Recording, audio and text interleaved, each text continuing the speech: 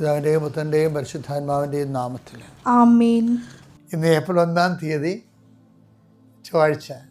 അമ്മേ പരിശുദ്ധ അമ്മേ, അമ്മേ പരിശുദ്ധ ദൈവമാതാവേ, ദൈവമാതാവേ, കൃപാസനത്തിലൂടെ ഞങ്ങളുടെ ദേശത്തിനും അമ്മ മധ്യസ്ഥം തേടി തന്ന എല്ലാ അനുഗ്രഹങ്ങൾക്കും കൃപകൾക്കും ഹൃദയം നിറഞ്ഞ നന്ദി പറയുന്നു. അമ്മേ പരിശുദ്ധ അമ്മേ പരിശുദ്ധമ്മേ, ദൈവമാതാവേ, 2004 ഡിസംബർ 7 ഉച്ചകഴിഞ്ഞ് 2:30 കൃപാസനത്തിൽ സംഭവിച്ച അമ്മയുടെ പ്രത്യക്ഷപ്പെടലിനെ തിരുസഭയ്ക്ക് സമർപ്പിച്ചിരിക്കുന്ന പഠനരേഖകളുടെ മേൽ സഭാത്മകമായ പഠനം ആരംഭിക്കുവാൻ ഞങ്ങൾ താഴ്മയോടെ പ്രാർത്ഥിക്കുന്നു. അമ്മേ പരിശുദ്ധ ഭൂസ്വർലോകങ്ങളുടെ രാജ്ഞിയായ അങ്ങയ്ക്ക് ഭൗമസംരക്ഷണത്തിനായി പ്രപഞ്ചപ്രകൃതിയെ തന്നെ തിരുസഭ പ്രതിഷ്ഠിക്കുവാൻ ഈ പ്രത്യക്ഷീകരണം വഴി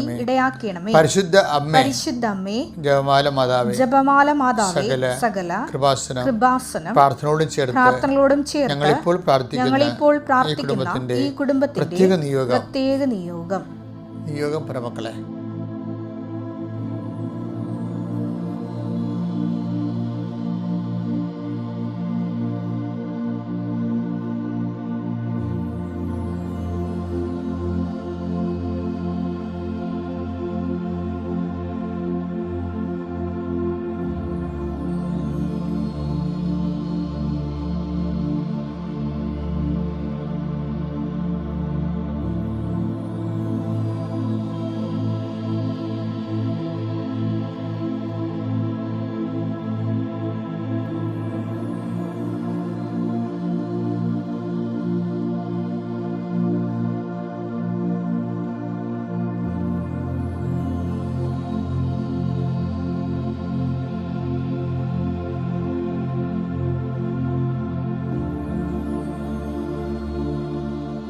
അമ്മയുടെ പ്രത്യക്ഷീകരണത്തിന്റെ ഈ അനുഗ്രഹവേളയിൽ ഞങ്ങൾക്ക് സാധിച്ചു തരുവാൻ കനിയണമേ.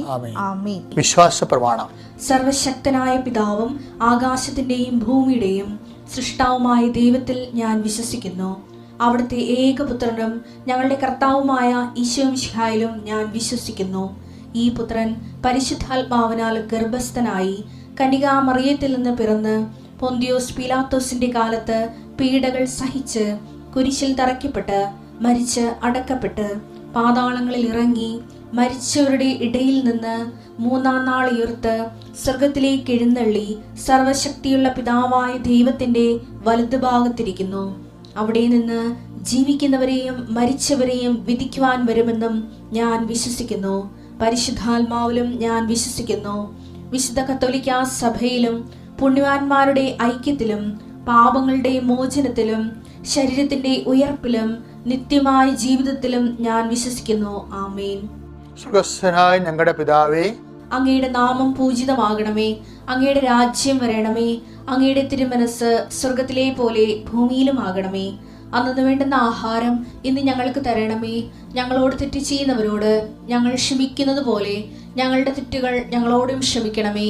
ഞങ്ങളെ പ്രലോഭനത്തിൽ ഉൾപ്പെടുത്തരുതേ, തിന്മയിൽ ഞങ്ങൾ രക്ഷിക്കണമേ. ആമേൻ. നന്മ നിറഞ്ഞ മറിയമേ, സ്വസ്തി.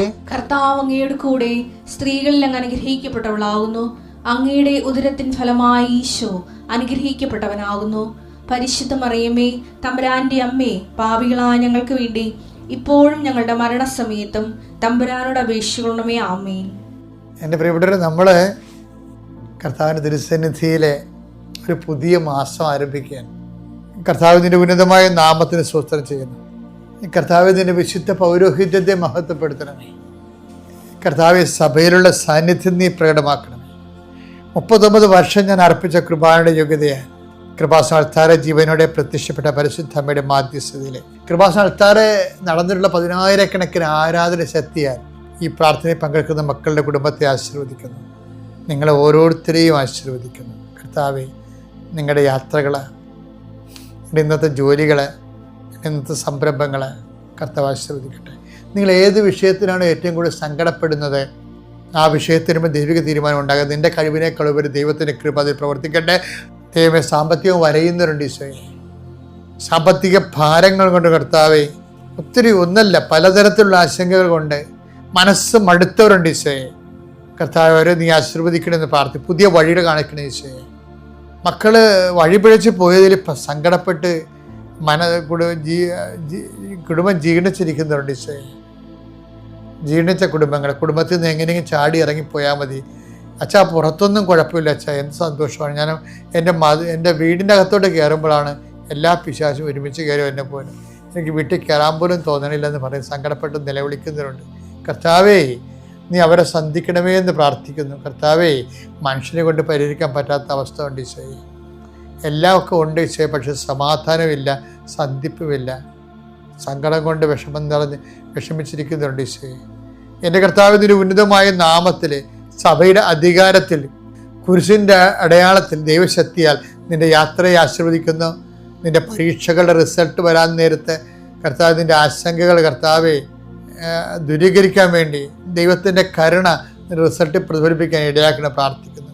എൻ്റെ കർത്താവിൻ്റെ ഉന്നതമായ നാമത്തിൽ, സഭയുടെ അധികാരത്തിൽ, കുരിശിൻ്റെ അടയാളത്തിൽ, ദൈവശക്തിയാൽ നീ ആശീർവദിക്കപ്പെടട്ടെ. കർത്താവ് നിത്യരോഗികൾ, നിത്യകിടപ്പുകാർ, ജീവിതത്തെ നിരാശയോടെ കാണുന്നവർ, കർത്താവ് ബൈസ്റ്റാൻഡേഴ്സായിട്ട് നിൽക്കുന്നവരുണ്ട്, കർത്താവ് രോഗികളെ ശുശ്രൂഷിക്കുന്നവരുണ്ട്. അത് കാരണം ഒരിടത്തും പോകാൻ പറ്റണില്ലല്ലോ, തങ്ങളുടെ ജീവിതം തളച്ചിട്ട് പോയല്ലോ, ജീവിതം തീർന്നല്ലോ, അവർക്ക് ജീവിതമുണ്ട്, ഇവർക്ക് ജീവിതമുണ്ട്, എനിക്ക് മാത്രമില്ലെന്ന് ഓർത്തുകൊണ്ട് സങ്കടപ്പെടുന്നവരെ കർത്താവെ, അവരെ നീ പൂർണ്ണമായിട്ട് ഏറ്റെടുക്കണം പ്രാർത്ഥിക്കുന്നു. അവരുടെ കാലിൽ നടന്നാൽ കർത്താവെ അവർ കയറി വരത്തില്ല, അവർ നീ എടുത്തുകൊണ്ട് നടക്കണമെന്ന് പ്രാർത്ഥിക്കുന്നു. എൻ്റെ കർത്താവിൻ്റെ ഉന്നതമായ നാമത്തിൽ, സഭയുടെ അധികാരത്തിൽ, കുരിശടയാളത്തിൽ മക്കളില്ലാത്തവരും, വിവാഹം ഒത്തുവരാത്തവരും, ജീവിത പങ്കാളിയെ കിട്ടാത്തവരുണ്ട് ഈശോയെ. 10-40 വയസ്സ് 35 വർഷം കഴിഞ്ഞാലും ജീവിത പങ്കാളിയെ കണ്ടെത്താൻ കഴിയാത്തവർ, അത് ഭയങ്കര ദാരുണമായ ഒരു അവസ്ഥ, ദുരന്തമായിട്ട് സമൂഹത്തിൽ തുടരുകയാണ് ഈശോയെ. ജീവിത പങ്കാളിയെ കിട്ടാത്തവർക്ക് ജീവിത പങ്കാളിയെ കിട്ടാൻ വേണ്ടി പരിശുദ്ധ ദേവമാതാവിന്റെ നാമത്തെ അവരെ മാധ്യസ്ഥ അവരെ ഈശോ നാമത്തെ പ്രാർത്ഥിക്കുന്നു. Lord Jesus Christ, pour out your spirit, touch with the fire of finger, soak with the precious blood, Lord infuse your spirit, Lord infuse your spirit of power and grace. എൻ്റെ ജീവിതത്തിൽ കുറച്ച് അബദ്ധങ്ങളൊക്കെ സംഭവിച്ചിട്ടുണ്ട്. ഞാൻ അതിനെക്കുറിച്ചൊക്കെ എപ്പോഴും തേങ്ങും. ഒരിക്കലുണ്ടല്ലോ, ഒരു അമ്പലപ്പുഴ ഇരിക്കുമ്പോൾ ഒരു വലിയ, അപ്പോൾ ആൾക്കാരെപ്പോഴും ഇങ്ങനെ ഇടിച്ചു കുത്തുന്ന ഇന്നത്തെ പോലെ കൃപാസന പോലെ ചിട്ടയൊന്നുമില്ല. ഇടവക നമുക്ക് ധ്യാനകേന്ദ്രം പോലെ ചിട്ട ചെയ്യാനൊന്നും പറ്റില്ല. എല്ലാവരും വരും, ഇടവക്കാരും വരും, അല്ലാത്തവരും വരും. അവരെപ്പോഴും ഇങ്ങനെ മുറി നിറഞ്ഞു നിൽക്കും. അപ്പോൾ അപ്പോൾ സ്ഥിരമായിട്ട് ഞാൻ സഹായിക്കുന്ന ഒരു അപ്പച്ചനുണ്ട്. ആ ഞായറാഴ്ച അപ്പച്ചൻ വരും. അപ്പോൾ അവർ പാവപ്പെട്ട അപ്പച്ചൻ, വളരെ പാവപ്പെട്ട അച്ഛനാണ്. അപ്പോൾ ഒരു ദിവസം, അപ്പോൾ എൻ്റെ മനസ്സ്, ഞാനാണെങ്കിൽ കുർബാന കഴിഞ്ഞ് കുർബാന 9 മണിയാകുമ്പോഴാണ് തീരണത്. കരിസൊക്കെ കഴിയുമ്പോൾ വയറൊക്കെ പൊള്ളി, വെള്ളം പോലും കുടിക്കാതെ അല്ലേ മേടയിലോട്ട് വരുമ്പോഴുണ്ട് എല്ലാവരേക്കാൾ. അപ്പോൾ എനിക്കത് വെള്ളം കിട്ടിയാൽ കൊള്ളാതെ മുന്നേ ഞാൻ വരണത്. അപ്പോൾ ഒരു അപ്പൻ ഇത് ഈ ആൾക്കാരുടെ ഇടയിൽ കൂടി ഇടിച്ചു നുളച്ച് അകത്ത് കയറി കാച്ചതാന്ന് പറയും. എന്നുവെച്ചാൽ അങ്ങനെ കൊടുക്കണതാണ് ഞാൻ എപ്പോഴും. പക്ഷേ എനിക്കെന്തോ ഒരു അനുചിതമായിട്ട് തോന്നിയിട്ട് ഞാൻ നിങ്ങളെ ഇറങ്ങി പുറത്തു നിന്ന് പറഞ്ഞു. പിന്നെ ഞാൻ അയാളെ കണ്ടിട്ടില്ല. കുറേ നാൾ കഴിഞ്ഞപ്പോൾ അയാളുടെ ഒരു മകൻ എന്നെ കാണാൻ വന്നു. ഞങ്ങൾ സംസാരിച്ചിരിക്കുന്ന സമയത്ത് പറഞ്ഞ്, അച്ഛാ അപ്പച്ചൻ മരിച്ചുപോയെന്ന് പറഞ്ഞു. അപ്പോൾ ഞാൻ സാധാരണ അപ്പച്ചൻ മരിച്ചുപോയത് ചിലരങ്ങനെ പറയാറുണ്ടല്ലോ. പിന്നെ ഞാൻ മനസ്സിലാക്കി എടുത്തതെന്ന് വെച്ച് കഴിഞ്ഞാൽ, അന്ന് അദ്ദേഹം എന്നോട് പോയിട്ട് പിന്നെ അദ്ദേഹം ജീവിച്ചിരുന്നില്ല. അദ്ദേഹത്തിന് ഞാൻ ഈ ആളൊന്ന് ഒഴിഞ്ഞിട്ട് പൈസ കൊടുക്കാൻ തീരുമാനിച്ചിട്ടുണ്ടായിരുന്നു. പക്ഷെ അത് പറയാനുള്ള ധൃതി അയാൾ എനിക്ക് തന്നില്ല.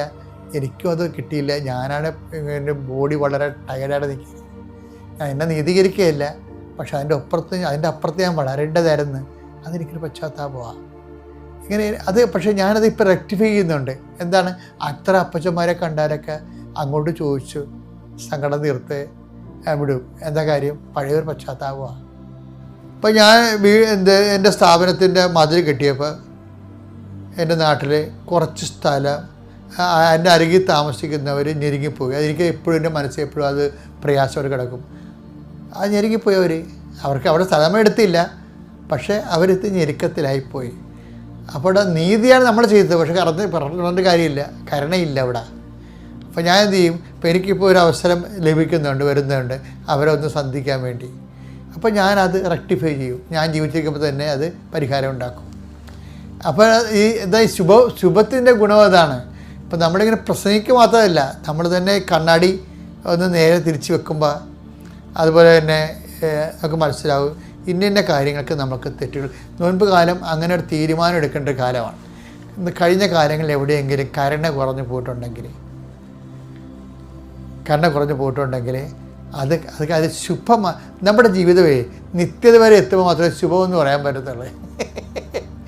എല്ലാം നല്ലതായിരിക്കണം ദൈവം കണ്ടു എന്ന് പറയണമെങ്കിലേ, എൻ്റെ പിതാവിനാൽ അനുഗ്രഹത്തിലെ വരുവിൻ, ലോകസ്ഥാപനം ഒരുക്കിയിരിക്കുന്ന രാജ്യം കൈവശമായിക്കൊള്ളൂ എന്ന് പറയുമ്പോൾ മാത്രമേ ശുഭമാകത്തുള്ളൂ.